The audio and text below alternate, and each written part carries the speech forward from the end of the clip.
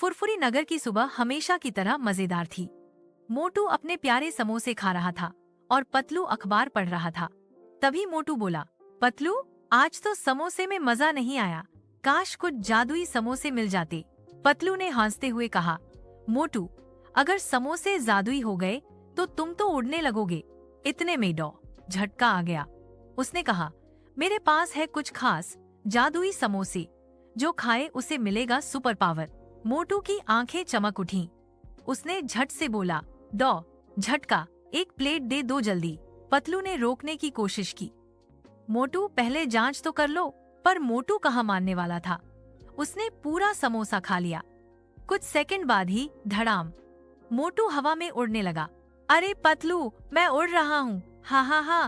पूरे फुरफुरी नगर के लोग हंसने लगे। फिर अचानक मोटू की रफ्तार बढ़ गई और वो पेड़ों के ऊपर से होता हुआ इंस्पेक्टर चिंगम के घर की छत पर जा गिरा। चिंगम चिल्लाया, इंडिया में जो चिंगम पकड़ता है वो बच नहीं सकता।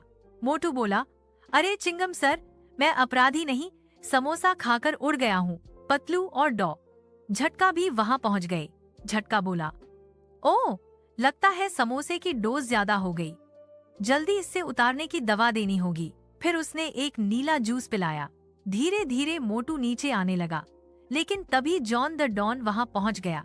उसने जादुई समोसे देखकर कहा, अब ये समोसे मेरे होंगे, इनके दम पर मैं बनूंगा सुपर जॉन। उसने सारे समोसे खा लिए और फिर धड़ाम, उसका सिर घूमने लगा।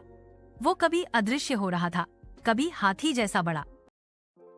मोटू पतलू बोले, अब तो बुराई का बुरा हाल होगा। पतलू ने चालाकी से एक दर्पण उसके सामने रखा। जॉन खुद को देखकर डर गया। आहा, मैं राक्षस बन गया। वो भागता हुआ जंगल की ओर चला गया। डॉ झटका ने बाकी बचे समोसे नष्ट कर दिए।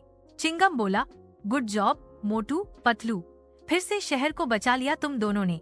मोटू मुस्कुराया, अब मैं सामान्य हो गया हूँ, लेकिन क्या कुछ और समोसे बचे हैं? पतलू ने सिर पकड़ लिया। मोटू, तू नहीं सुधरेगा। सभी हंसने लगे और कहानी खत्म हुई हंसी के ठहाकों के साथ।